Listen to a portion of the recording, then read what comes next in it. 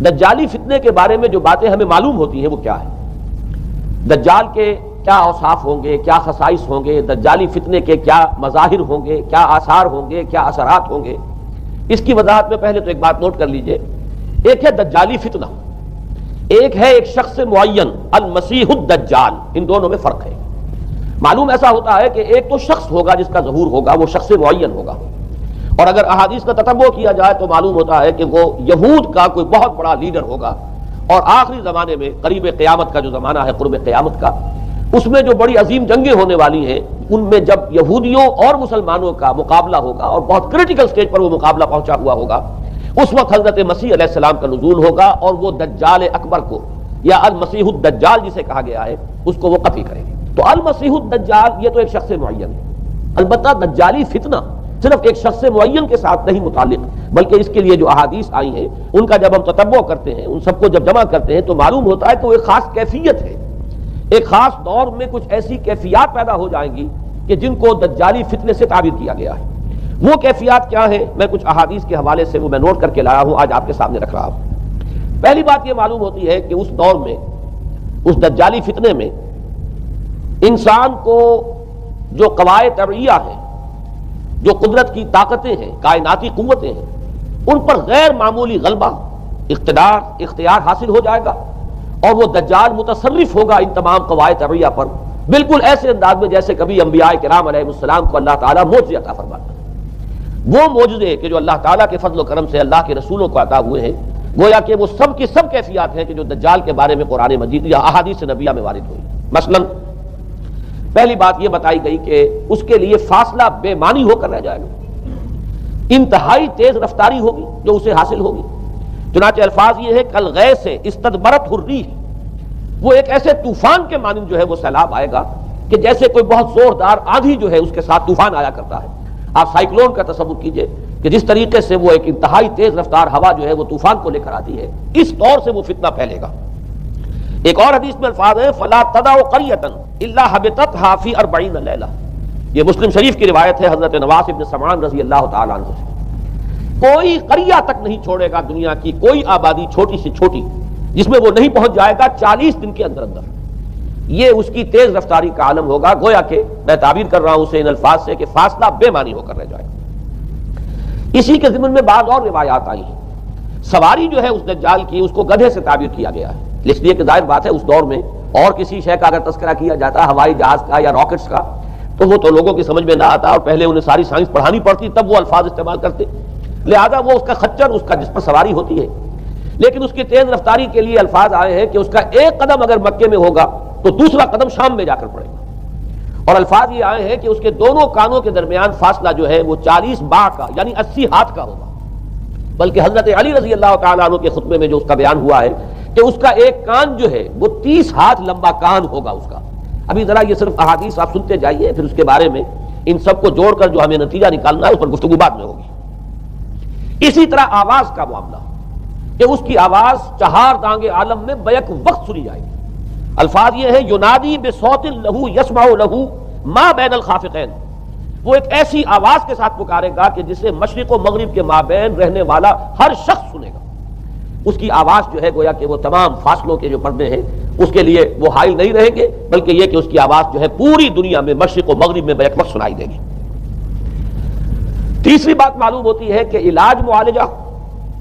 وہ اس انتہا کو اور عمل جراحی اس انتہا کو پہنچ جائے گا۔ یہاں وہ الفاظ آئے ہیں جو قرآن مجید میں حضرت مسیح کے معجزات کے لیے آئے۔ حضرت مسیح کے الفاظ جو ابرئ الاکمہ والابرص، کہ میں مادرزاد اندھے کو اور جو کوڑھ کا مرض تو ان دونوں کو میں ٹھیک کر دیتا ہوں۔ حضرت مسیح علیہ السلام صرف ہاتھ پھیرتے تھے اور مادرزاد جو نابینا ہے، اندھا، بینائی اس کی آ جاتی تھی، اور کوڑھی جو ہے اس کے جسم پر ہاتھ پھیرتے تھے اس کا کوڑھ درست ہو جاتا تھا۔ ابرئ الاکمہ والابرص، وہی الفاظ آئے حدیث میں کہ دجال کو یہ قدرت حاصل ہو جائے گی۔ نمبر 2 یہ کہ وہ یحیی الموتیٰ، جیسے کہ حضرت مسیح کے الفاظ ہیں وہ احیی الموتیٰ، میں زندہ کرتا ہوں مردے کو۔ حضرت مسیح فرماتے تھے ایک مردے کو قم باذن اللہ، وہ کھڑا ہو جاتا تھا۔ بالکل اسی طریقے سے دجال کو بھی قدرت حاصل ہو جائے گی کہ وہ مردوں کو زندہ کرے گا۔ مزید وضاحت ایک حدیث میں یہ ہے کہ وہ ایک شخص کو آری کے ساتھ بیچ میں سے چیرے گا، 2 ٹکڑے کر دے گا، پھر سینے گا اور زندہ کر دے گا۔ معلوم یہ ہوا کہ علاج معالجے کا علم اور دوسرے یہ کہ جراحی کا علم جو ہے وہ اپنی ان بلندیوں کو پہنچے گا کہ اس حد تک انسان کی رسائی ہو جائے گی۔ چوتھی بات، اس کو زمین اور فضا پر اس قدر غلبہ حاصل ہو جائے گا، الفاظ یہ حدیث کے یامر السماء فتمطر، وہ آسمان کو حکم دے گا بارش برسا اور وہ بارش برسائے گا، والارض فتنبت، اور زمین کو حکم دے گا کہ فصلیں اگا اور وہ اگائے گی، ویمر بالخربۃ فیقول لها اخرجی کنوزک، اور وہ کسی ویرانے پر سے گزرے گا، اسے حکم دے گا، ویران چٹیل میدان، اور حکم دے گا کہ اپنے خزانے نکال، اور فرمایا اس کا نتیجہ یہ نکلے گا فتتبعہ کنوزها، تو اس زمین کے جو خزانے ہیں وہ نکل کے اس کے ساتھ چلنے شروع ہو جائیں گے، زمین پر قدرت، فضا پر قدرت، بارش کا حکم ہوگا وہ بارش ہو جائے گی، آسمان بارش برسائے گا، زمین اپنے خزانے اگل دے گی۔ پانچویں بات، وَيُبْعَثُ مَعَهُ الشَّيَاطِينُ عَلَى صُورَةِ مَن مَاتَ، اس کے ساتھ کچھ ایسے شیاطین مبعوث ہوں گے کہ جو ان صورتوں کو اختیار کریں گے ان لوگوں کی جو مر چکے ہیں، من الآباء والأمہات والمعارف، جو آباء و اجداد اور مائیں اور دادیاں اور جو بھی جان پہچان والے لوگ ہیں جو فوت ہو چکے ہوں گے، وہ ان کی صورت اختیار کریں گے، فَتَأْتِيَ أَحَدَهُمْ فَيَقُولُ أَلَسْتُ فُلَانًا أَلَسْتَ تَعْرِفُنِي، پھر وہ آئے گا اور وہ شیاطین آئیں گے اور انسان سے کسی سے بات کریں گے، کیا تم مجھے نہیں پہچانتے، کیا میں تمہارا فلاں رشتہ دار نہیں ہوں، اپنی نشانیاں بیان کریں گے اور لوگ پہچانیں گے۔ یہ وہ احادیث ہیں کہ جن کا جو نتیجہ نکلتا ہے اس کو پہچان لیجئے۔ وہ نتیجہ یہ ہے کہ حضور صلی اللہ علیہ وسلم نے دجالی فتنے کے جو اوصاف بیان کیے یا جو علامات بیان کی، ان کا حاصل یہ ہے کہ سائنس اور ٹیکنالوجی کی وہ بلندیاں انسان کو حاصل ہو جائیں گی کہ جو چیزیں کبھی رسولوں کے معجزوں سے ظہور پذیر ہوتی تھیں، وہ قوانین طبیعہ پر تصرف کے باعث خود انسان کرنے لگے گا۔ یہ ہے در حقیقت حاصل۔ چنانچہ آج آپ دیکھیے وہ جو اس کا گدھا ہے وہ ہمارے آج کل کے ہوائی جہاز ہے، اور آپ کو معلوم ہے کہ یہ رڈار جو ہیں ان کے ہوائی جہازوں کے، یہ بالکل اینڈز پر ہوتے ہیں ان کے بازوؤں پر، اور یہی ان کے کان ہیں، انہی سے انہیں وہ معلومات حاصل ہوتی ہیں، خود ان کی لمبائی چوڑائی جو ہے وہ کتنی ہے، اور پھر یہ کہ ان کے درمیان فصل جو ہے وہ 80 ہاتھ کا یا 40 بار کا وہ موجود ہے، اور جہاز کی ایک اڑان اب تو کہیں بات پہنچ گئی کہ آپ کو معلوم ہے کہ پوری دنیا کے گرد بھی ایک جہاز جو ہے وہ چکر لگا لیتا ہے چند گھنٹوں کے اندر، لیکن یہ ہے کہ عام جو رفتار ہے اس میں بھی ایک پڑاؤ سے دوسرے پڑاؤ تک، ایک جگہ سے جس کو ہاپ کرنا کہتے ہیں، یہ بھی کم سے کم 500-700 میل کا عام طور پر سفر جو ہے وہ جہاز طے کر رہا ہے۔ اسی طریقے سے ہماری جو سائنس کی، خاص طور پر جو طبی سائنس ہے، اب اس میں جس طریقے سے کہ زندہ رکھا جاتا ہے انسانوں کو، اور وہ ویجیٹیبل چاہے کہا گیا ہے ان کو ہیومن ویجیٹیبلز، لیکن یہ کہ دل کی دھڑکن بھی چلائے جا رہے ہیں، خوراک بھی پہنچا رہے ہیں، آدمی جو ہے وہ زندہ سال ہر سال تک زندہ پڑا رہتا ہے، اور یہ کہ سرجری بعض جانوروں پر تو یہ بات ہو چکی ہے کہ کاٹے گئے ہیں اور پھر ان کو سی دیا گیا ہے، جوڑ دیا گیا ہے، یہ تمام جو بھی معجزے ہیں اس وقت سائنس دکھا رہی ہے۔ اسی طرح اگر یہ معجزہ دیکھنا ہو کہ زمین لقو دق زمین، جہاں کہیں کوئی آثار نہیں تھے کسی ایک پتے تک کے اگنے کے، اگر وہاں لہلہاتے ہوئے آپ کو چمن دیکھنے ہو، تو ویسے سب سے پہلے تو یہ معاملہ ہوا تھا اسرائیل نے جو کر کے دکھایا تھا، لیکن اب تو آپ ابو ظبی چلے جائیے، سعودی عرب میں چلے جائیے، سعودی عرب کے اندر حال یہ ہے کہ آپ اگر ہوائی جہاز سے سفر کریں ریاض سے جدہ تک، تو آپ کو جگہ جگہ بڑے سرکولر پیچز نظر آئیں گے جہاز سے، نہایت گرین، اور اس کے اندر جو ہے آرٹیفیشل اریگیشن کے ذریعے سے اور بہت عمدہ وہاں کاشت ہو رہی ہے، اور بہت خوبصورت فارمز جو ہیں وہ تمام کے تمام سرکولر پیچز، اس لیے کہ جو اریگیشن ہوتی ہے وہ ان ویلز کے ذریعے سے ہوتی ہے کہ جو ایک سرکل میں چلتے ہیں، اور پانی کی وہ آرٹیفیشل بارش جو ہے وہ ہوتی رہتی ہے۔ باقی یہ کہ فضا سے آرٹیفیشل رین، یہ تو بہت ہی سادہ سی بات ہے کہ فضا کے اندر ایٹماسفیرک کنڈیشنز کو ذرا تبدیل کیا جائے تو بارش آ جاتی ہے، اور باقی رہ گیا آواز کا یہاں سے وہاں جانا، وہ تو آواز ہی نہیں ہے، تو آپ صورتیں دیکھ رہے ہیں، آپ کو نیو یارک میں بیٹھا ہوا خطاب کرے، آپ پوری دنیا کے اندر جہاں چاہیں وہ آل ورلڈ اینٹینا آپ کے پاس صرف ہونا چاہیے، باقی یہ کہ آپ دنیا کے کسی بھی گوشے میں بیٹھے ہوئے کسی شخص کا خطاب جو وہ سن سکتے ہیں۔ تو معلوم یہ ہوا کہ در حقیقت یہ جو دجالی فتنہ ہے، یہ جس کے اوصاف جو بیان کیے گئے، ابھی میں اس کو لفظ فتنہ سے تعبیر نہیں کر رہا، اسے جس چیز نے فتنہ بنایا وہ ابھی میں آپ سے عرض کروں گا، لیکن یہ جتنے اوصاف حدیث میں آئے، جتنی صفات بیان ہوئی ہیں، جو کوائف وہاں سامنے آ رہے ہیں، ان سب کا حاصل تو ایک لفظ میں یہ ہے کہ سائنٹیفک ڈیولپمنٹ اور ٹیکنالوجیکل ڈیولپمنٹ وہ اس درجے کی ہو جائے گی کہ قواعد طبیعہ پر،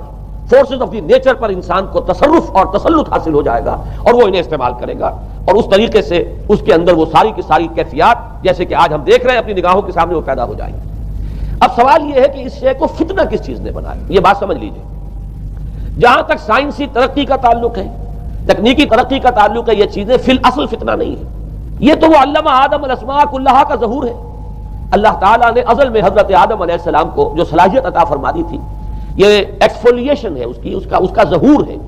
جیسے کہ آم کی گٹھلی میں آم کا درخت ہے، لیکن ظاہر بات ہے کہ اس کو درخت بننے میں وقت لگتا ہے، پہلے وہ 2 پتے نکلتے ہیں، پھر وہ بڑھتا ہے معاملہ، کئی سال میں جا کر وہ درخت جو ہے وہ جوان ہوگا، وہ پھل دے گا۔ اسی طریقے سے یوں سمجھیے کہ بالقوہ وہ علم حضرت آدم علیہ السلام کو دے دیا گیا، یعنی وہ صلاحیتیں ودیت کر دی گئی، وہ فیکلٹیز، سمع اور بصر اور فؤاد، دیکھو سنو نتیجہ نکالو اور آگے بڑھو۔ آپ نے چیز دیکھی، ایک سنی، نتیجہ نکالا، اس کو نوٹ کیا، آگے بڑھے، پھر کوئی چیز دیکھی، پھر کوئی سنی، اپنے سابق جو نتیجہ آپ نے نکال کر محفوظ کیا تھا اپنی میموری میں، اس کے ساتھ اس کو ٹیلی کیا، کوئی اور نتیجہ نکل آیا اور آگے بڑھے۔ تو یہ تو سٹیپ بائی سٹیپ، قدم بہ قدم انسانی علم آگے بڑھ رہا ہے۔ یہ ہرگز فتنہ نہ ہوتا، میرے الفاظ پر توجہ کیجئے، اگر اس کے ساتھ متوازن طور پر ایمان اور روحانیت کا ارتقا بھی ہوتا رہتا، اگر اس کے ساتھ اللہ کی معرفت، اللہ کی محبت، آخرت کا ایمان، منزل انسان کی جو ہے وہ آخرت ہے، دنیا نہیں ہے، اگر یہ چیزیں ساتھ کے ساتھ ہوتی تو یہ ہرگز فتنہ نہیں۔ فتنہ در حقیقت اسے جس نے بنایا ہے وہ یہ ہے کہ کچھ ایسے اسباب ہوئے ہیں، اور وہ اسباب آج مجھے بیان کرنے کہ در حقیقت موجودہ عیسائیت اس کا سب سے بڑا سبب ہے۔ اس کے نتیجے میں ایک بہت بڑا گیپ ہے، اپالنگ گیپ ہے، بڑا مہیب خلا ہے، بڑی وسیع خلیج ہے جو حائل ہو چکی ہے کہ ایمان اور روحانیت ختم ہوتے چلے گئے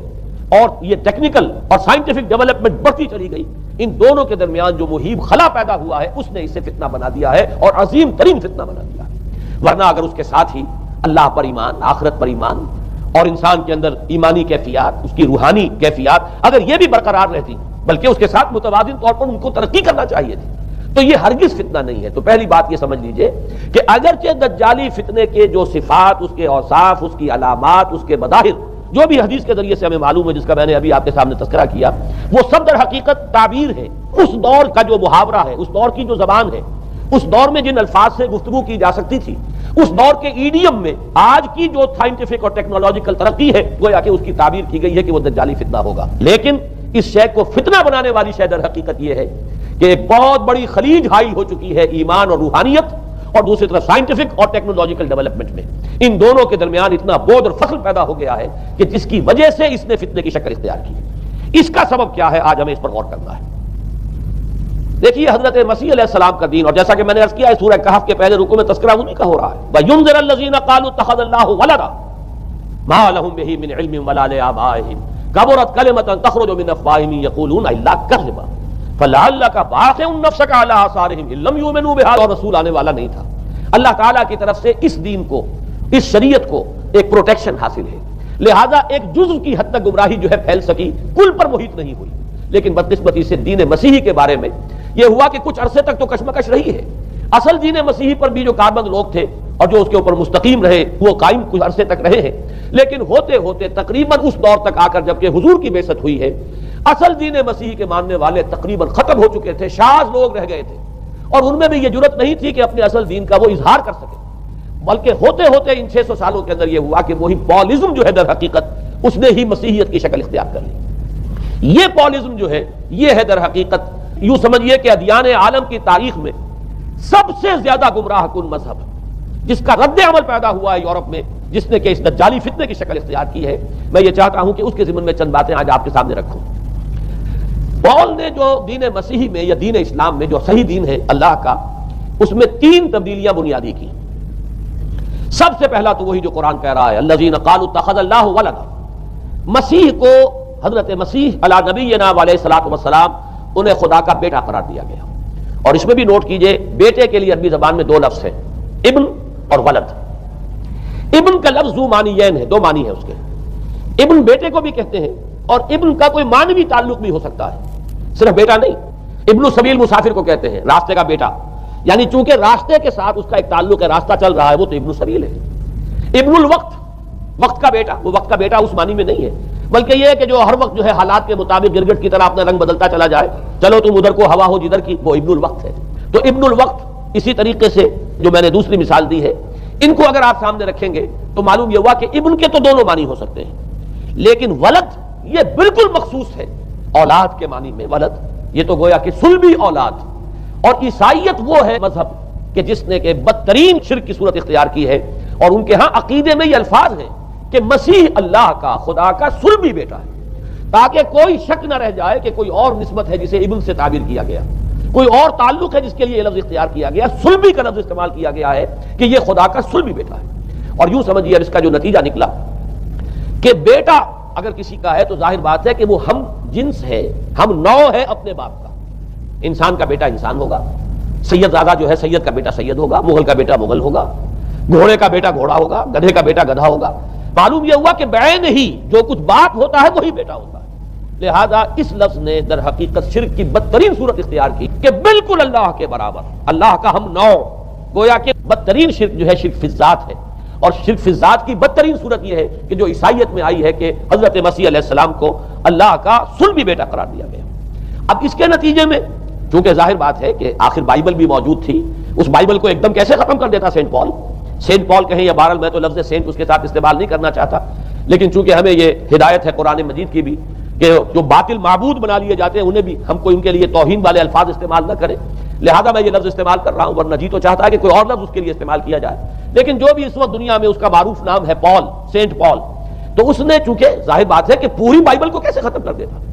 ایک دم تورات کو کیسے ختم کر دیتا۔ تورات تو آج تک چلی آ رہی ہے بائبل کے ساتھ ملی ہوئی، یہ اولڈ ٹیسٹمنٹ، یہ نیو ٹیسٹمنٹ، یہ دونوں مل کر بائبل بنتی ہے۔ لہذا اب گورکھ دھندا بنانا پڑا انہیں، وہ تسلیس والا گورکھ دھندا، 3 میں 1 1 میں 3، توحید بھی ہے تسلیس بھی ہے، 3 میں 1 1 میں 3، اور یہ وہ شے ہے کہ جس نے عقیدے کا تعلق عقل سے منقطع کر دیا۔ اس سے سمجھ میں آنے والی بات ہے، 3 میں 1 1 میں 3 ایک گورکھ دھندا ہے۔ نتیجہ انہوں نے یہ نکالا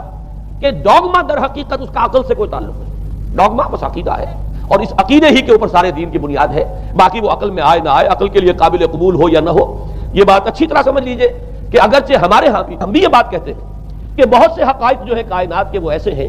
کہ جن تک عقل کی رسائی نہیں ہے، اس کے لیے ہم مجبور ہیں، محتاج ہیں وحی کی ہدایت کے، لیکن 2 چیزوں میں فرق کیجئے، ایک ہے عقل سے ماورا ہونا اور ایک ہے عقل کے خلاف ہونا، ان دونوں چیزوں میں زمین و آسمان کا فرق ہے۔ ایک وہ حقائق ہے کہ جو عقل از خود ان تک رسائی حاصل نہیں کر سکتی، لیکن جب وہ سامنے آتے ہیں تو عقل تسلیم کرتی ہے کہ ہاں یہ بات سمجھ میں آتی ہے۔ ایک وہ چیزیں ہیں کہ جن کو عقل تسلیم نہیں کرتی، تو ایک ہے مخالف عقل، ایک ہے ورائے عقل، ان دونوں میں زمین و آسمان کا فرق ہے۔ ہمارے دین میں تو عقل کو اپیل کیا گیا ہے، لعلکم تعقلون، لعلہم یعقلون، اولو الالباب الذین یعقلون۔ اب ظاہر بات ہے کہ عقل کو ہاتھو برہانکم ان کنتم صادقین، لاؤ دلیل اپنی، تو دلیل سے عقل سے اپیل کی گئی۔ اور اس میں وہ رشتہ جو میں نے کئی مرتبہ بیان کیا علامہ اقبال کے اشعار کے حوالے سے کہ عقل گو آستاں سے دور نہیں، اس کی قسمت میں پر حضور نہیں، اور گزر جا عقل سے آگے کہ یہ نور چراغ راہ ہے، منزل نہیں ہے۔ منزل تک تو عقل نہیں پہنچائے گی لیکن راستہ تو دکھاتی ہے، اور جب کہ وحی کی روشنی سامنے آتی ہے تو عقل اس کی تصدیق کرتی ہے۔ یہ ہے ہمارا موقف اور یہ ہے عقلی معقول موقف۔ لیکن عیسائیت نے، بلکہ کہنا چاہیے پالیزم نے، مجھے یہاں پر لفظ عیسائیت اب استعمال کرنا نہیں چاہیے اس لیے کہ حضرت عیسیٰ سے اب اس کی نسبت نہیں رہی، حضرت عیسیٰ سے اس کی نسبت جو ہے یہ مس نومر ہے، یہ غلط نام ہے۔ دی 100 کا مصنف جو ہے ڈاکٹر مائیکل ہارٹ، اس نے یہ بہت بڑی بات کہی، اس نے کہا در حقیقت موجودہ جو عیسائیت ہے اسے پالیزم کہنا چاہیے، یہ پالیزم ہے، کرسچینٹی نہیں، اس لیے کہ در حقیقت حضرت مسیح علیہ السلام کی تعلیم جب تک وہ دنیا میں تھے وہ یہ نہیں تھی کہ جو پال نے دی۔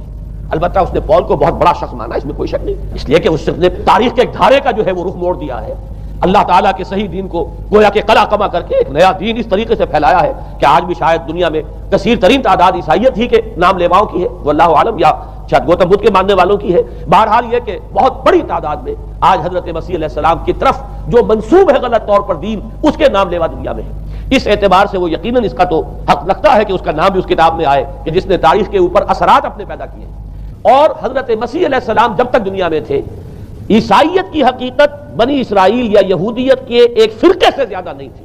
ڈیٹیچ نہیں ہوا تھا یہ دین حضرت موسیٰ علیہ السلام کے دین سے، لیکن یہ کہ پال نے اسے بالکل ایک مستقل بذات ایک جداگانہ دین کی شکل دے دی ہے، تو یہ پالیزم ہے۔ پالیزم نے در حقیقت سب سے پہلا کام یہ کیا کہ عقل سے بالکل تعلق منقطع کر دیا۔ عقیدہ ڈوگما جو ہے وہ خلاف عقل، جو بات عقل میں آئے نہ آئے بس ماننی۔ تو پہلی تو یوں سمجھیے کہ نقب جو لگی ہے دین کے اندر وہ اس تسلیس کے حوالے سے، اور تسلیس کا گورکھ دھندا خلاف عقل، لہذا ڈوگما کی جو کا لفظ جو استعمال ہوا ہے کہ بس اس کو تو ہم مانیں گے چاہے وہ عقل کے لیے قابل قبول ہو یا نہ ہو۔ دوسرا، اس سے بھی زیادہ آپ دیکھیے ایک سے ایک بڑھ کر اینٹ رکھی جا رہی ہے، خشت اول چون حد میں مار کر تاثریہ امیر احمد دیوار کچ۔ دوسرا کفارے کا عقیدہ جو مبنی ہے صلیب کے عقیدے پر۔ مسیح نے انتہائی ذلت کی موت، یعنی صلیب کی موت جو ہے وہ خود کہتے ہیں کہ انتہائی ذلت کی موت ہے۔ یہ ذلت کی موت کا پیالہ اس لیے پیا تاکہ اس کے ماننے والوں کی طرف سے کفارہ ادا ہو جائے۔ مسیح کفارہ ادا کر چکا ہے، اب جو شخص بھی مسیح کو مان لے گا اس کی گویا کہ نجات ہو گئی، اس کا عمل سے کوئی تعلق نہیں، عمل ہو نہ ہو، بد کردار ہو، اچھا کردار والا ہو، نیک ہو، بھلا ہو، جیسا بھی ہو، برا ہو، بدماش ہو، لچا ہو، لفنگا ہو، مسیح کو مان لے، صرف ماننے پر اس لیے کہ مسیح تو اس کی طرف سے کفارہ پیش کر چکا، سارے گناہوں کا کفارہ جو ہے مسیح نے انتہائی ذلت آمیز موت جو ہے قبول کر کے گویا کہ اپنے ماننے والوں کے تمام گناہوں کا کفارہ دے دیا ہے۔ یہ دوسرا عقیدہ۔ اس کا نتیجہ کیا نکلا؟ تثلیث نے عقل سے تعلق توڑ دیا تھا مذہب کا، اس نے عمل سے تعلق توڑ دیا۔ ڈوگما ہی ڈوگما ہے، نہ عقل سے کوئی تعلق نہ عمل سے کوئی تعلق، کوئی تعلق نہیں رہا۔ دین کی جڑیں جو ہے دونوں اعتبار سے، دین تو نام ان دو چیزوں کا، الا الذین آمنوا وعملوا الصالحات، دونوں کی گویا کہ جڑیں منہدم ہو گئی، بنیادیں منہدم ہو گئی، جڑیں کاٹ دی گئی کہ نہ اس کا تعلق عقل کے ساتھ ہے نہ عمل کے ساتھ ہے۔ تیسری بات آئی ہے، اس نے کہا شریعت منسوخ۔ یہ عجیب ہے، دیکھیے جسے آئرنی آف فیٹ کہتے ہیں انگریزی زبان میں۔ ابھی تک بائبل کے اندر سینٹ میتھیو کے جو روایت ہے، متی کی انجیل جسے کہا جاتا ہے gospel of the Lord according to Saint Matthew, اس میں جو سرمن آف دی ماؤنٹ ہے، ایک واعظ ہونے کے اعتبار سے واقعتاً میں اس کی عظمت کا بڑا قائل ہوں، عظیم ترین واعظ ہے دنیا کا۔ اس کے شروع میں یہ الفاظ موجود ہیں، don't think I have come to destroy law, ہرگز یہ نہ سمجھنا کہ میں شریعت کو ختم کرنے آیا۔ وہ یہ کہہ کر گئے تھے کہ شریعت موسوی تم پر لاگو رہے گی، عائد رہے گی، لیکن پال نے تیسرا نقب لگایا، شریعت ساقط کر دیا۔ اس کی ضرورت کیوں محسوس ہوئی یہ بھی سمجھ لیجئے۔ حضرت مسیح یہ کہہ کر گئے تھے کہ میں صرف بنی اسرائیل کے لیے آیا ہوں، میں اسرائیل کے گھرانے کی کھوئی ہوئی بھیڑوں کی تلاش میں آیا ہوں۔ انجیل میں یہ الفاظ آج بھی موجود ہیں۔ حضرت مسیح نے اپنے حواریین کو جب بھیجا ہے کہ اب جاؤ تبلیغ کرو میری طرف سے، اس کی ہدایتوں میں ایک ہدایت یہ بھی ہے کہ تمہیں صرف اسرائیلیوں تک تبلیغ کرنی ہے، باہر نہیں، میں صرف اسرائیلیوں کی طرف رسول بنا کر بھیجا گیا ہوں۔ یہ الفاظ بھی موجود ہیں، اگرچہ اس وقت کی انجیل میں جو الفاظ ہیں وہ تو میں سمجھتا ہوں کہ حضرت مسیح علیہ السلام کے شایان شان نہیں ہے، وہاں کوئی نہ کوئی تحریف ہوئی ہے لفظی، اس لیے کہ وہاں تشبیہ دی گئی ہے کہ کوئی اپنے بچے کے حصے کی روٹی جو ہے کتے کے آگے نہیں ڈالتا۔ گویا کہ جینٹائلز جو ہیں غیر بنی اسرائیلی، انہیں اس جملے کی روح سے انہیں کتوں سے تشبیہ دی جا رہی ہے کہ میرے پاس میرے بچوں کے حصے کی روٹی ہے، میرے بچے ہیں اسرائیلی، میری روٹی جو ہے یہ جو میرے پاس ہے وہ اسرائیلیوں کے لیے ہے، کوئی اپنے بچوں کے حصے کی روٹی کتے کو نہیں کھلاتا۔ یہ جملہ تو میں سمجھتا ہوں حضرت مسیح کا نہیں ہو سکتا، لیکن یہ ہدایت کہ تمہیں تبلیغ صرف اسرائیلیوں میں کرنی ہے، یہ قرآن مجید کی روح سے ثابت ہے، اس لیے کہ قرآن بھی یہ کہتا ہے کہ رسولاً الی بنی اسرائیل، حضرت مسیح علیہ السلام رسول بنا کر بھیجے گئے تھے بنی اسرائیل کی طرف، اس لیے کہ وہ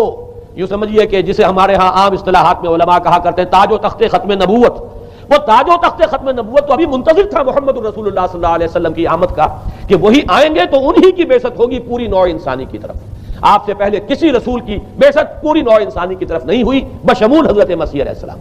ہر جو ہے رسول جو آیا ہے آپ سے پہلے اپنی اپنی قوموں کی طرف آیا ہے، لیکن اس پال نے کیا کیا؟ پہلے تو یہ اصول توڑا،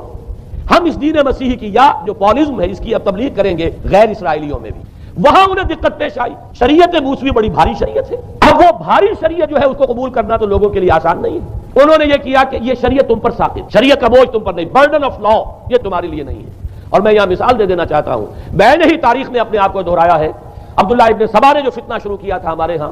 ہماری تاریخ میں جو اس کے اثرات پھر پیدا ہوئے ہیں، ان میں سے ایک جو ہے وہ شکل وہ اسماعیلیت والی ہے، کہ اسماعیلیت نے بھی بعین ہی یہی شکل اختیار کی ہے۔ ہندوستان میں آ کر جب اسماعیلی داعیوں نے جب تبلیغ کی ہے تو شریعت ساقط کر دی ہے۔ آج آپ کو جو اسماعیلی ملیں گے ان کے ہاں کوئی شریعت نہیں ہے، کوئی نماز نہیں، مسجد ان کی ہوتی نہیں، جماعت خانہ ہوتا ہے، وہ کلب گھر ہے، آتے ہیں جمع ہوتے ہیں، کھانا کھاتے ہیں، اللہ اللہ خیر صلی اللہ کو باتیں چیتیں کرتے ہیں، ان کے اوپر شریعت ہے ہی نہیں، نہ روزہ ہے نہ نماز ہے۔ اور بعین ہی وہی جو اختیارات میں ابھی آپ کو بتاؤں گا کہ جو پوپ کے ہیں وہی ان کے امام حاضر کے اختیارات ہیں۔ بہرحال تیسری نقب جو میں نے عرض کی آپ سے وہ یہ تھی کہ شریعت منسوخ، اس کا نتیجہ کیا نکلا؟ اب دیکھیے ذرا غور کیجئے، ایک بہت بڑا خلا پیدا ہو گیا، وہ خلا کون پر کرے گا؟ شریعت کے بارے میں سارے اختیارات اب پوپ کو حاصل تھے، وہ جس چیز کو چاہے حلال کر دے، جس چیز کو چاہے حرام کر دے، جس چیز کو چاہے قرار دے دے کہ یہ ممنوع ہے، جس چیز کی چاہے اجازت دے دے، اس لیے کہ اب شریعت تو نہیں خلا ہے، اس میں سوالات تو پیدا ہو گئے، یہ کام کیا جائے یا نہ کیا جائے، کون کرے گا؟ تو جب شریعت ختم ہوئی تو سارا اختیار پوپ کے ہاتھ میں آ گیا ہے۔ یہ میں بعد میں ذرا اور تفصیل سے بتاؤں گا کہ کیسے کیسے اختیارات پھر مذہبی طبقے کے ہاتھ میں آئے ہیں، اس کے نتیجے میں تاریخ انسانی میں ورسٹ فارم آف تھیوکریسی پیدا ہوئی۔ تھیوکریسی کسے کہتے ہیں؟ جو آج کی اصطلاح میں گالی ہے، تھیوکریسی۔ قائد اعظم کے جملے آپ نے کئی پڑھے ہوں گے، اسلام میں کوئی تھیوکریسی نہیں، مذہبی طبقے کی حکومت نہیں ہے اسلام میں، اور 100% درست ہے۔ تھیوکریسی کہتے ہیں ایک مذہبی حلقے کی، مذہبی طبقے کی حکومت، اس کے ہاتھ میں اختیارات آ جائے، اور قرآن مجید میں اسی وجہ سے ان کے اوپر الزام لگایا گیا اتخذوا احبارهم ورهبانهم اربابا من دون اللہ، انہوں نے اپنے علماء اور صوفیوں کو اللہ کے سوا اپنے معبود بنا لیا۔ حضرت عدی ابن حاتم رضی اللہ تعالیٰ عنہ جب ایمان لائے، یہ حاتم طائی جو مشہور ہے سخاوت میں، ان کے بیٹے ہیں، قبیلہ طے سے ان کا تعلق ہے، حاتم طائی، تو طے سے ہے، ان کے بیٹے عدی ہیں، یہ عیسائی تھے۔ یہ جب ایمان لائے اور پھر انہوں نے قرآن پڑھا تو انہیں ایک اشکال ہوا کہ قرآن مجید میں تو ہم پر الزام لگایا گیا ہے اتخذوا احبارهم ورهبانهم اربابا من دون اللہ۔ تو عرض کیا انہوں نے، ڈرتے ڈرتے عرض کیا ہوگا حضور کی خدمت میں کہ حضور یہ بات تو کوئی درست نہیں معلوم ہوتی، ہم نے تو کبھی اپنے علماء اور رہبان کو خدا نہیں سمجھا، وہ اس مغالطے میں تھے کہ جب تک سجدہ نہ کیا جائے شاید خدا نہیں مانا گیا۔ حضور نے پوچھا کیا ایسا نہیں ہے کہ جس چیز کو وہ حلال کہہ دیں تم حلال مان لیتے ہو، جس چیز کو حرام کہتے ہیں حرام مان لیتے ہو؟ جی ہاں یہ تو ہے، یہی تو فرمایا اربابا من دون اللہ ہے۔ تحلیل و تحریم کا اختیار صرف اللہ کے ہاتھ میں، یا اللہ کے نمائندے کی حیثیت سے اس کے رسول کے پاس ہے جس کو وحی آتی ہے، اس کے بعد کسی کو اختیار نہیں ہے۔ اجتہاد کر سکتا ہے لیکن اجتہاد کے لیے دلیل دینی ہوگی، نص سے، کتاب اللہ سے کوئی دلیل لاؤ، سنت رسول اللہ سے کوئی دلیل لاؤ، استنباط کرو، عقل سے بات کرو، لیکن یہ ہے کہ تحلیل و تحریم یہ خدائی اختیار ہے، اللہ کے ہاتھ میں اس کا اختیار ہے، اور اللہ کے نمائندے کی حیثیت سے زیادہ یہ اللہ کے رسولوں کے ہاتھ میں اختیار آتا ہے، اس کے علاوہ کسی کے لیے نہیں۔ کسی اور کے لیے یہ مان لیا گیا تبھی تو ان کو خدا بنا لیا گیا۔ اسی معنی میں آج کی جمہوریت جو ہے وہ بدترین شرک ہے کہ یہاں یہ تسلیم کیا جاتا ہے کہ ساورنٹی جو ہے وہ عوام کی ہے، ساورنٹی آف دی پیپل۔ کیا معنی ہے کہ عوام کے نمائندے جو چاہیں قانون بنا دیں، جس چیز کو چاہے حلال ٹھہرائیں، جس چیز کو چاہے حرام ٹھہرائیں، ان کے پاس حلت و حرمت کے جو پورے اختیارات ہیں ان کے پاس آ گئے۔ یہی تو خدائی مقام ہے، خدا کا مقام دے دیا گیا، اس سے بڑا شرک کیا ہوگا؟ در حقیقت حاکمیت غیر اللہ اس دور کا سب سے بڑا شرک ہے۔ تو وہاں یہ حق جو ہے دے دیا گیا علماء کے ایک طبقے کو، پوپ کو، تو گویا کہ تاریخ انسانی کی بدترین تھیوکریسی، بدترین مذہبی استبدادی حکومت قائم ہوئی ہے یورپ میں۔ اس کے حوالے سے میں کچھ تاریخی حوالے بھی اب آپ کے سامنے رکھ دوں۔ دیکھیے جب تک پال نے یہ کام شروع کیا ہے تو تقریباً 3 صدیوں تک تو یہ صرف ایک مذہبی تبلیغ کا کام ہوا ہے۔ انہوں نے کوششیں کی، محنتیں کی، پیغام پہنچایا، اور جیسا کہ میں عرض کر چکا ہوں اس وقت تک گڈمٹ تھے، پال کے ماننے والے بھی تھے اور حضرت مسیح کے جو اصل صحابہ تھے جو ان کے حواریین تھے ان کے ماننے والے بھی تھے، لہذا کشمکش ان کے اندر بھی چل رہی تھی۔ لیکن ظاہر بات ہے کہ حضرت مسیح کے اصل حواریین وہ تو اول تو یہ کہ اپنی گفتگو رکھ رہے تھے محدود بنی اسرائیل تک، نمبر 2 یہ کہ انہوں نے تو شریعت کو ساقط نہیں مانا۔ جنگل کی آگ کی طرح جو مسیحیت پھیلی ہے وہ پالزم والی مسیحیت ہے، اس لیے کہ اس میں تو کوئی شریعت کا کوئی بوجھ نہیں، کوئی حلال نہیں، کوئی حرام نہیں، کوئی نماز نہیں، کوئی روزہ نہیں، لہذا یہ تیزی کے ساتھ پھیلی ہے۔ اور 300 برس تک تو ایک کشمکش جو ہے جاری رہی، انہوں نے تبلیغیں کی، مصائب جھیلے، کشمکش اندر بھی چلی باہر بھی چلی۔ لیکن اس کے بعد قیصر روم کانسٹنٹائن، قسطنطین جسے کہتے ہیں، جس کا یہ قسطنطنیہ ہے، کانسٹنٹائن، اس نے یہ محسوس کیا بالکل اکبر کی طرح، جیسے اکبر نے محسوس کیا تھا کہ میری مملکت کے اندر یہ مذہبی تصادم جو ہے یہ سب سے بڑی یوں سمجھیے کہ انسٹیبلٹی کا سبب ہے، لہذا ان تمام مذہبوں کو ایک ہاون دستے میں ڈال کے کوٹ پیس کر ایک بناؤ۔ وہ جو دین اکبری یا دین الہی جو اس نے کیا تھا اس سیاسی مصلحت کی وجہ سے کہ یہ ہندو مسلم تصادم اور دوسرے مذاہب کا ٹکراؤ جو ہے وہ ہندوستان کو ایک سیاسی وحدت اور ایک اپنی سیاسی عظمت کی طرف پیش قدمی کرنے کا جو راستہ ہے اختیار کرنے سے روکتا ہے، لہذا یہ کام کیا جائے۔ یہی قسطنطین نے کیا۔ اس نے جب دیکھا بڑی کشمکش چل رہی ہے اس نے خود عیسائیت اختیار کری۔ عیسائیت کون سی اختیار کی؟ پالیزم والی۔ ظاہر بات ہے اس کے لیے بھی اصل عیسائیت اختیار کرنا جو مشکل تھا، پالیزم والی۔ اور اس کے بعد یہ اب اسٹیٹ کی جو مشینری تھی، جو طاقت تھا، جو دباؤ تھا، اس کے حوالے سے اب یہ مسیحیت جو ہے پورے رومن امپائر کے اندر اب یہ بڑی تیزی کے ساتھ جس کو کہنا چاہیے اس کا ایک نظام قائم ہوا، اور جو مذہبی طبقہ تھا اس کا اقتدار مستحکم ہو گیا۔ اس کے باوجود 200 برس اور گزرے۔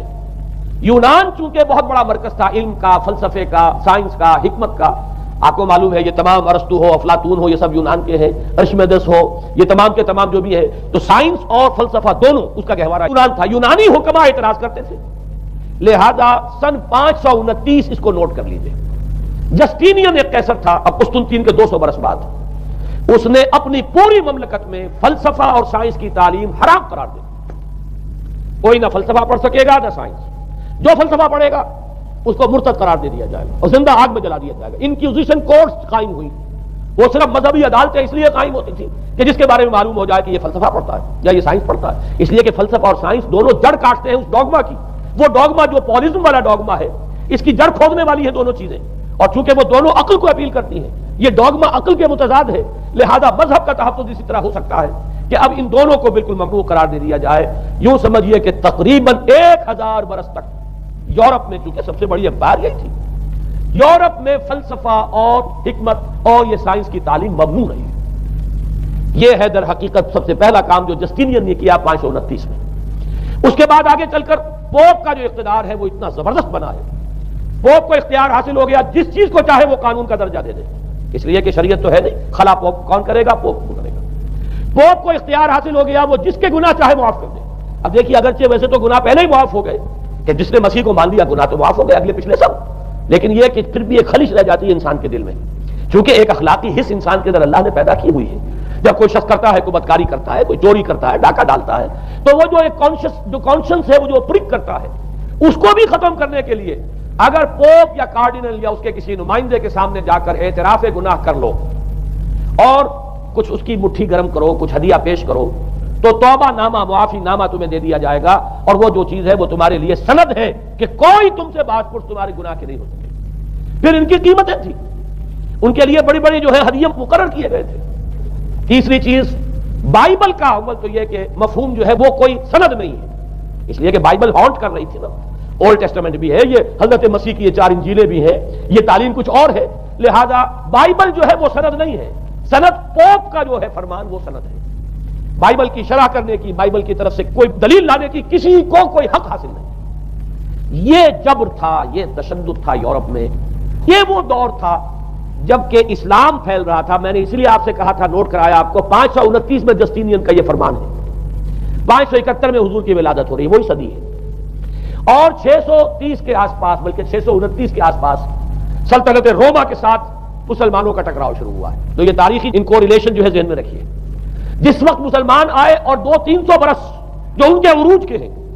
اس وقت آپ کو معلوم ہے کہ تقریباً 6 صدیاں ہو چکی تھی کہ یورپ بالکل جس کو کہا جاتا ہے ڈارک ایجز، انتہائی تاریخی مذہبی جبر اور استبداد، اس کے سوا کچھ نہیں. اور وہ ملاؤں کی حکومت جسے آپ کہیں گے، جسے آج کل کی اصطلاح میں کہا جائے گا، وہ جس کو چاہے جو چاہے سزا دے دے. پوپ کو اختیار حاصل ہے. کسی کے بارے میں ذرا جیسے بعض اوقات خبریں سچی ہیں یا جھوٹی، لیکن میں مثال دے رہا ہوں جیسے خبریں آتی رہی ہیں ایران کے بارے میں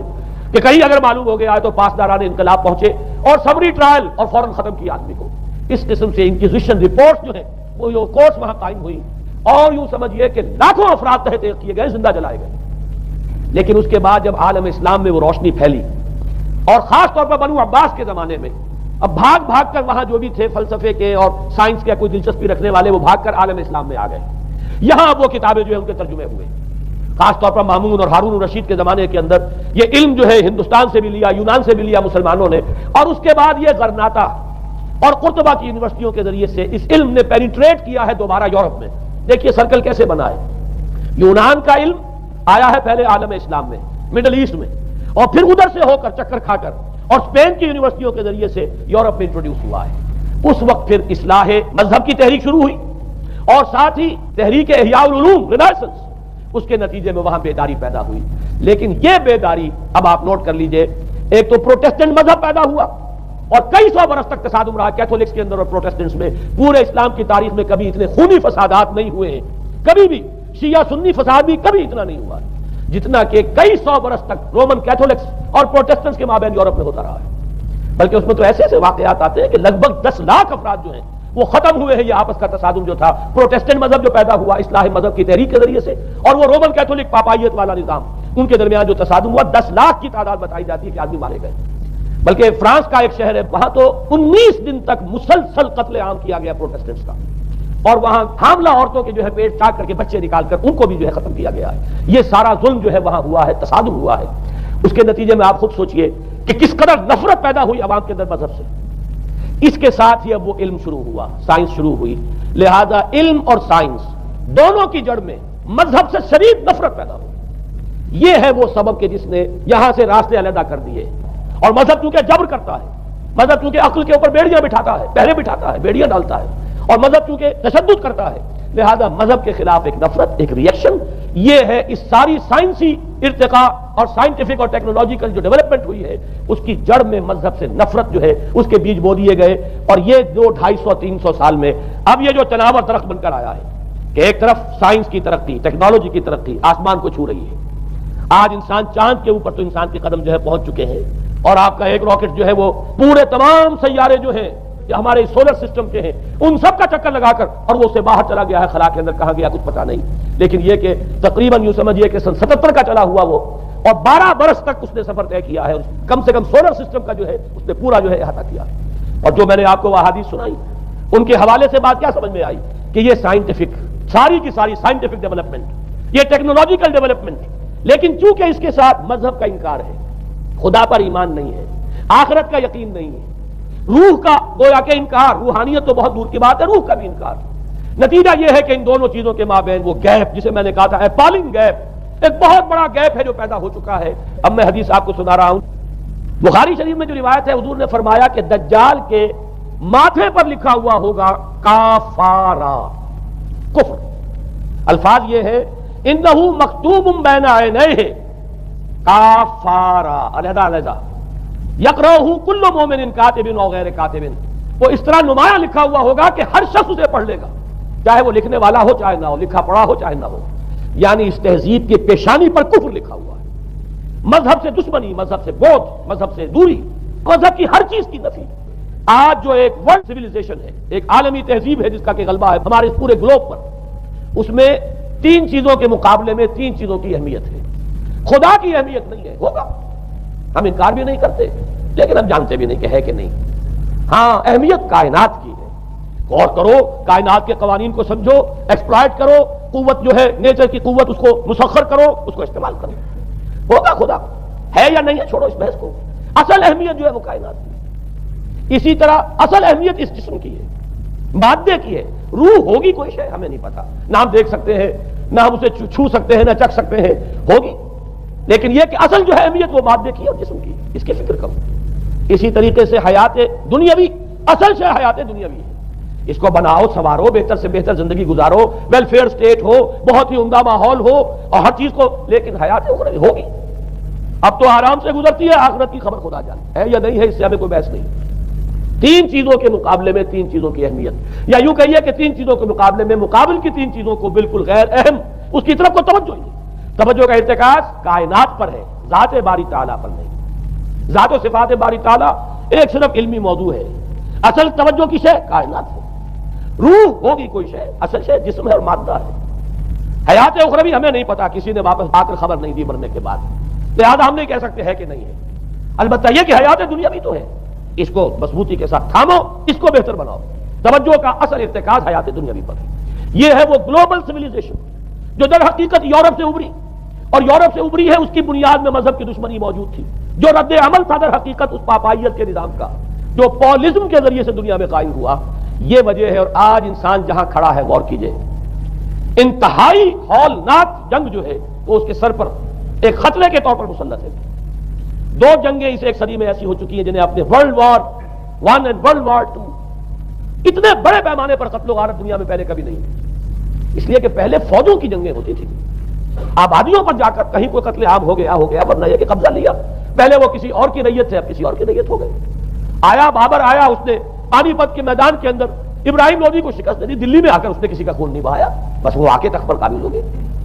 کہیں کہیں ہوئے ہیں فتنے یا پھر عذاب الہی آتے رہے ہیں کہ رسولوں کے انکار کی سزا کے طور پر قوم نسیہ منسیہ کی گئی ہے، لیکن جنگیں جو دنیا میں ہوتی تھی، وہ جنگوں کا معاملہ جو ہے وہ اس نوعیت کا ہوتا تھا، وہ فوجوں کے درمیان ٹکراؤ ہوتا تھا، میدان جنگ میں کشتوں کے پشتے لگتے تھے، لیکن اس کے بعد نہیں ہو گیا، کہیں کسی نے بہت غصہ نکال لیا۔ لیکن اس صدی میں اب جو جنگیں ہوئی ہیں اس سے تو ملک کے ملک تہس نہس ہوئے ہیں، آبادیاں ختم ہوئی ہیں، اور جو تیسری جنگ ہوگی یہ جان لیجئے، آخر انسان کب تک اسے ٹالے گا؟ رشیا کے بارے میں یہ سمجھنا کہ وہ پیچھے ہٹ گیا ہے، پسپائی اختیار کر لی، اس نے بہت بڑی حماقت ہے۔ وہ در حقیقت اب ڈپلومیسی کی راہ سے سپریمیسی چاہتا ہے، لہذا تصادم تو ہو کر رہنا۔ مولانا مناظر حسن گیلانی رحمۃ اللہ علیہ کے خیالات جو ہیں وہ مجھے اس سورہ کہف کے ابتدائی آیات کے ضمن میں مجھے ان سے اتفاق ہے، اور بہت سی چیزیں ان سے ماخوذ ہیں۔ اسی طریقے سے جو حدیث اب میں آپ کو بتا رہا ہوں، میرے سامنے اس کا متن نہیں ہے، مولانا حامد میاں رحمۃ اللہ علیہ انہوں نے مجھے یہ بتایا تھا کہ جو میں نے جمع کیے ہیں حالات و واقعات، قیامت سے پہلے جو حالات و واقعات پیش آنے والے ہیں، جن کی پیشن گوئی احادیث میں ہے، ان سے معلوم ہوتا ہے کہ ایک بہت بڑی خوفناک جنگ ہوگی، اتنی بڑی خوفناک جنگ، اور ان کے الفاظ یہ ہے کہ اس میں دونوں فریق جو ہوں گے ان میں بڑی تعداد عیسائیوں کی ہوگی، ادھر بھی ادھر بھی، ایک طرف البتہ عیسائیوں کے ساتھ مسلمان بھی ہوں گے، یہودی بھی ہوں گے، اور دوسری طرف خالص عیسائی طاقت ہوگی، اور ان کے درمیان اتنی خوفناک جنگ ہوگی۔ الفاظ ان کے یہ ہیں اس حدیث کے جو انہوں نے مجھے بتائے کہ ایک پرندہ سینکڑوں میل تک پرواز کرے گا اور اسے سوائے لاشوں کے اور کچھ نظر نہیں آئے۔ آپ تصور کیجئے اگر ایٹامک وار ہو جاتی تو یہی ہوگا، تہس نہس ہو جائے گا، معاملہ ختم ہو کر رہ جائے گی چیز۔ اور یہ چیز جو ہے یہ بہرحال یہ جتنا کچھ پائل اپ کیا گیا ہے، یہ ڈسٹرکٹیو فورس، سائنس کی یوں سمجھیے کہ معراج اب یہی ہے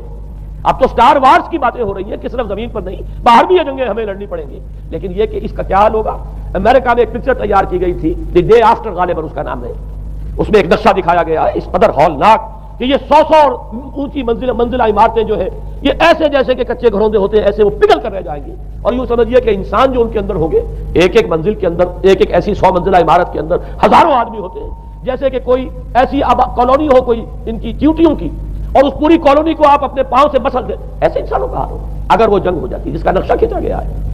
یہ ہے در حقیقت وہ بات کہ جو مولانا مناظر حسن گیلانی فرما رہے ہیں ان آیات مبارکہ میں، وَيُنذِرَ الَّذِينَ قَالُوا اتَّخَذَ اللَّهُ وَلَدًا، تاکہ خبردار کر دے یہ قرآن ان لوگوں کو جنہوں نے کہا ہے کہ اللہ نے بیٹا بنایا، بدترین شرک کا جنہوں نے ارتکاب کیا، اور اسی ولدیت مسیح کے عقیدے سے وہ ساری کرپشن جو ہے دین خداوندی کی، دین مسیح کی اصل جو دین تھا اس کی جو ہوئی ہے، اس کے نتیجے میں آج نوع انسانی وہاں کھڑی ہے۔ اسی لیے آیت نمبر 2 میں فرمایا وَيُنذِرَ بَأْسًا شَدِيدًا مِّن لَّدُنْهُ، تاکہ خبردار کر دے ایک بہت بڑی جنگ سے۔ ہمارے اکثر مفسرین نے یہاں پہ ایک بہت بڑا عذاب کہہ کر جو ہے وہ گزر گئے ہیں، لیکن واحد یہ لفظ ہے قرآن مجید کا یہ مقام ہے جہاں لفظ باس آیا، اور مولانا مناظر حسن گیلانی نے بحث کی باس تو جنگ کو کہتے ہیں، قرآن مجید میں جہاں بھی یہ لفظ آیا جنگ کو کہتے ہیں۔ تو ایک بہت بڑی ہولناک جنگ جس کے لیے فرمایا من لدن ہو، یہ تمہارے اپنے پیمانوں پر نہیں آئے گی، یہ تمہارے حساب کتاب میں نہیں آ سکتا جو ڈسٹرکشن ہوگی، جیسے کہ آپ علم لدنی کہتے ہیں، ایک علم وہ ہے جو جانے بوجھے طریقے سے حاصل کیا جاتا ہے، ایک علم لدنی ہے تو خاص اللہ تعالیٰ اپنے کسی بندے کو عطا فرما دے۔ اس جنگ کی جو ہلاکت خیزی ہے وہ تمہارے حساب کتاب میں آنے والی نہیں ہے۔ لِيُنذِرَ بَأْسًا شَدِيدًا مِّن لَّدُنْهُ وَيُبَشِّرَ الْمُؤْمِنِينَ الَّذِينَ يَعْمَلُونَ الصَّالِحَاتِ أَنَّ لَهُمْ أَجْرًا حَسَنًا مَّاكِثِينَ فِيهِ أَبَدًا، البتہ اللہ تعالیٰ بچائے گا اپنے اہل ایمان بندوں کو جو نیک عمل پر بھی قائم۔ اب میں وہ حدیثیں آپ کو سنا دوں۔ آج سے پہلے میں اس دعا کی اصل عظمت کو اتنا نہیں سمجھ پایا تھا جتنا آج سمجھا۔ یہ جو عظیم دعا ہے جس میں اتنی لجاجت، اتنی ہیوملٹی حضور نے اختیار کی ہے جس سے آگا کے سوال نہیں ہے۔ اللہم انی عبدک وابن عبدک وابن امتک، اے اللہ میں خود تیرا بندہ ہوں، میرا باپ بھی تیرا ادنا غلام، میری ماں تیری ادنا کنیز، فی قبضتک، میرا پورا وجود تیرے قبضہ قدرت میں ہے، تیرے ہی اختیار میں ہے، فی قبضتک ماضٍ فی حکمک، میرے پورے وجود میں تیرا ہی حکم جاری و ساری ہے، عدل فی قضاؤک، اور جو فیصلہ بھی تو میرے بارے میں کرے، جو بھی کرے وہ عدل ہے، انصاف ہے، کہ ہر چساقی ما ریخت عین الطاف، ماضٍ فی حکمک عدل فی قضاؤک، ناصیتی بیدک، میری پیشانی تیرے ہاتھ میں ہے، جدھر چاہے موڑ دے۔ یہ جو اپنی نفی ہے، نفی اس اعتبار سے بھی اپنی انانیت کی نفی، انی عبدک وابن عبدک وابن امتک، پھر اپنے وجود کی نفی، اپنی مرضی کی نفی، اپنے اختیار کی نفی، فی قبضتک ماضٍ فی حکمک ناصیتی بیدک عدل فی قضاؤک۔ پھر دیکھیے واسطہ وہ دیا ہے جس سے اونچا واسطہ ممکن نہیں، اسألوک بکل اسم ہو لک، قرآن مجید میں آیا نا فدوہ بہا وللہ الاسماء الحسنی فدوہ بہا، اچھے نام اللہ کے ہیں اس کو پکارا کرو ان ناموں کے حوالے سے۔ اب نام کہاں سے جمع کریں سارے؟ ایک میں، اسألوک بکل اسم ہو لک، جو بھی تیرے نام ہیں، سمیت بہ نفسک، جن سے تو نے خود اپنے آپ کو موسوم کیا، او علمتہ احدا من خلقک، یا تو نے اپنی مخلوق میں سے کسی کو وہ نام سکھایا، او انزلتہ فی کتابک، یا وہ نام تو نے اپنی کسی کتاب میں نازل کیا، اب استاثرت بہ فی مکنون الغیب عندک، یا اس کو تو نے خود اپنے خزانہ غیب میں محفوظ رکھا ہوا ہے۔ تیرے وہ نام بھی ہیں جو تو نے کسی کو ابھی سکھائے ہی نہیں، تو نے اپنی کتاب میں کسی میں نازل ہی نہیں کیے، وہ تو تیرے خاص خزانے کے اندر وہ ابھی در مکنون ہے، وہ ابھی تیرے پاس موجود ہے۔ یہ اس سے بڑا اب واسطہ کیا ہوگا؟ مانگا کیا ہے ذرا غور کیجئے، ان تجعل القرآن ربیع قلبی ونور صدری وجلاء حزنی وذہاب ہمی وغمی، استدعا میں یہ کر رہا ہوں پروردگار اس قرآن کو میرے دل کی بہار بنا دے، میرے دل کا نور بنا دے، نور صدری، ان تجعل القرآن ربیع قلبی، میرے دل کی بہار، ونور صدری، میرے سینے کا نور، وجلاء حزنی، یہ حزن جو جس سے کہ محمد دو چار ہے صلی اللہ علیہ وسلم، یہ وہ کیفیت جو ہے قبض کی، اس کو دور کرنے کا ذریعہ بنا دے اس قرآن کو، جلاء حزنی وذہاب ہمی وغمی، اور میرے ہموم، میرے تفکرات، میرے غموں کو دور کرنے کا ذریعہ بنا دے۔ یہ عظیم دعا آج سورۃ الضحیٰ پر غور و فکر کرتے ہوئے، ویسے تو میں تقریباً 30 برس سے اس دعا کا مبلغ ہوں، اس لیے کہ جب میں نے یہاں کام شروع کیا تھا لاہور میں، جو تقریریں کی تھی مسلمانوں پر قرآن مجید کے حقوق کے نام سے جو شائع شدہ ہیں، اس پمفلٹ کے آخر میں نے یہ دعا درج کی ہے۔ یہ اصل میں کچھ مختلف احادیث میں ٹکڑے آئے ہیں، کہیں کوئی ایک ٹکڑا کم ہے، کہیں دوسرا کم ہے، میں نے بڑی تحقیق کر کے تمام روایتوں کو جمع کر کے پھر اس کو مرتب کیا ہے، اور وہ بڑی خوبصورت میں نے اس کی سیٹنگ کی ہے، اور وہ اس کتابچے کے آخر میں ہے۔ اللہم انی عبدک وابن عبدک وابن امتک فی قبضتک ناصیتی بیدک ماض فی حکمک عدل فی قضاؤک اسألک بکل اسم هو لک سمیت به نفسک او علمته احدا من خلقک او انزلته فی کتابک او استاثرت به فی مکنون الغیب عندک ان تجعل القرآن ربیع قلبی ونور صدری وجلاء حزنی وذہاب ہمی وغمی. یہ وہ کیفیت ہے، اور وہ قرآن جو اس کیفیت میں سب سے زیادہ پر تاثیر ہے وہ یہ قرآن ہے، ان دو صورتوں پر مشتمل قرآن. سورۃ الضحیٰ اہم ہے. هو الذی خلق الموت والحیات، جس نے پیدا کیا، تخلیق فرمایا ہے موت کو بھی اور حیات. اب یہاں پر جہاں تک حیات کا ہمارا تاثر ہے، تصور ہے، وہ تو یہ ہے کہ یہ ایک مثبت وجودی حقیقت ہے، لیکن موت کے بارے میں ایک مغالطہ ذہنوں میں بیٹھا ہوا ہے. بالعموم اس کا بارے میں ذہنوں میں یہ خیال ہے کہ موت معدوم ہو جانے کا نام. چنانچہ بعض جگہ پر تو آپ اکثر و بیشتر تراجم میں بھی دیکھیں گے کہ جیسے قرآن مجید میں سورہ بقرہ کے 3 رکوع میں جو آیت آئی کیف تکفرون باللہ وکنتم امواتا فاحیاکم ثم یمیتکم ثم یحییکم، وہاں بھی آپ دیکھیں گے کہ موت مقدم، حیات اس کے بعد. لیکن یہ کہ اس موت کے بارے میں اکثر لوگوں کا مغالطہ ہے کہ گویا کہ معدوم کے معنی میں ہم اسے لے رہے ہیں کہ تم معدوم تھے پھر تمہیں اللہ نے زندہ کیا. تو یہاں چونکہ اس موضوع پر کئی مرتبہ گفتگو ہو چکی ہے، لیکن میں اس جگہ توجہ دلا رہا ہوں. خلق الموت والحیات، موت بھی در حقیقت مخلوق ہے. یہ ایک مثبت حقیقت ہے جس پر کہ تخلیق کا عمل گزرا ہے. یہ موضوع ہے عمل تخلیق کا، یہ ایک مثبت وجودی حقیقت ہے. موت در حقیقت معدوم ہونے کا نام نہیں ہے، اس لیے کہ عدم پر تخلیق کا اطلاق نہیں ہو سکتا. عدم کو پیدا کیا کیسے جائے گا؟ عدم تو در حقیقت جو ہے وہ تخلیق کے بالکل منافی ہو جائے گی، ضد ہو جائے گی. لہذا جیسے زندگی ایک مثبت حقیقت ہے جس پر کہ لفظ تخلیق کا اطلاق ہو رہا ہے، ایسے ہی موت بھی ایک مثبت وجودی حقیقت ہے جس پر کہ عمل تخلیق کا اطلاق ہو. خلق الموت والحیات لیبلوکم ایکم احسن عملا. اب اس میں دیکھیے کہ جہاں تک اس موت کا تعلق ہے جو ہماری زندگی کے بعد آنے والی ہے، اس کے بارے میں تو ہمیں یقین کے ساتھ معلوم ہے کہ وہ معدوم ہونے کی بات نہیں، وہ تو ہمارے ایمان کے بنیادی آرٹیکل آف فیتھ جنہیں کہا جائے گا اس میں شامل ہے. اس لیے کہ موت معدوم ہونے کا نام نہیں ہے، بلکہ موت تو در حقیقت ایک کیفیت سے دوسری کیفیت کو منتقل ہونے کا نام. آخری جو بھی ہمارا اس حصہ ہے زندگی کا وہ حیات اخروی، وہ تو سب سے بڑی حقیقت ہے، سب سے بڑی زندگی ہی وہ ہے. لیکن یہ درمیانی وقفہ بھی معدوم ہونے کا نام نہیں، بلکہ جیسا کہ آپ کو معلوم ہے عالم برزخ میں بھی ایک نوع کی زندگی ہے، حیات برزخی ہے. اس حیات برزخی کے اندر بھی انسان پر کیفیات وارد ہوں گی، جیسے کہ مشہور ہمارے ہاں اصطلاح ہے عذاب قبر. تو صرف عذاب قبر کا معاملہ نہیں ہے بلکہ ثواب قبر کا معاملہ بھی ہے. اس لیے کہ صحیح احادیث میں یہ موجود ہے کہ قبر جو ہے یا جنت کے باغیچوں میں سے ایک باغیچہ اور یا دوزخ کے گڑھوں میں سے ایک گڑھا. تو معلوم ہوا کہ یہ برزخ کا دور جو ہے یہ بھی معدوم ہو جانے کا نام نہیں ہے بہرحال. اور اس کے بعد جو اصل زندگی شروع ہوگی وہ تو ابدی زندگی ہے، اور حقیقت میں تو وہی اس قابل ہے کہ اسے زندگی قرار دیا. وَإِنَّ الدَّارَ الْآخِرَةَ لَهِيَ الْحَيَوَانُ لَوْ كَانُوا يَعْلَمُونَ. یقیناً وہ پچھلا گھر اور پچھلی زندگی جو ہے اصل زندگی تو ہے ہی وہ، کاش کہ انہیں معلوم. البتہ یہ جہاں تک دو حیاتیں ہیں، حیات دنیاوی، حیات اخروی، اور ان کے درمیان میں یہ حیات برزخی، یہ تو تین چیزیں وہ ہیں کہ جو قرآن مجید سے ابتدائی تعارف رکھنے والا شخص بھی جانتا ہے، اور ہر مسلمان کے وہ ایمان کے لازمی اجزاء میں شامل ہے. لیکن ایک حیات اس سے پہلے ہے، ایک موت اس سے پہلے آ چکی ہے. یہ در حقیقت فلسفے اور حکمت قرآنی کا ذرا غامض پہلو ہے. مختلف مقامات پر اس کی طرف اشارات ہیں، تفاصیل اس کی آپ کو قرآن میں نہیں ملے گی، اس لیے کہ جو حکمت کے غامض مسائل ہیں انہیں قرآن مجید نے تفصیل کے ساتھ اس پر بحث نہیں کی. اس لیے کہ قرآن مجید صرف حکماء کے لیے نہیں ہے، فلاسفہ کے لیے نہیں ہے، بہت اعلیٰ عقلی صلاحیتیں رکھنے والوں کے لیے نہیں ہے، یہ عامیوں کے لیے بھی ہے، عوام کے لیے بھی ہے. لہذا اس میں زیادہ تر بحث کی گئی ہے تفصیل کے ساتھ انہی چیزوں پر کہ جو سب کے ذہن کی گرفت میں آ جائیں، سب کے علم کی سطح تک رسائی جو ہے ان چیزوں کی ہو جائے. اور باقی چیزیں جو ہے کہ جو زیادہ غامض ہیں، دقیق ہیں، فلسفیانہ حقائق ہیں، ان کی طرف صرف اشارے، اس لیے کہ ان کو ظاہر بات ہے کہ ان سے دلچسپی رکھنے والے عقلاء اور حکماء ہوں گے، اور عاقلانہ اشارہ کافی ہے. عاقلوں کے لیے ظاہر بات ہے کہ اشارہ کافی ہے. وہ جب وہاں سے گزریں گے وہ ڈیرا لگا کر بیٹھ جائیں گے، جیسے کہ میں نے ابھی آیت آپ کو سنائی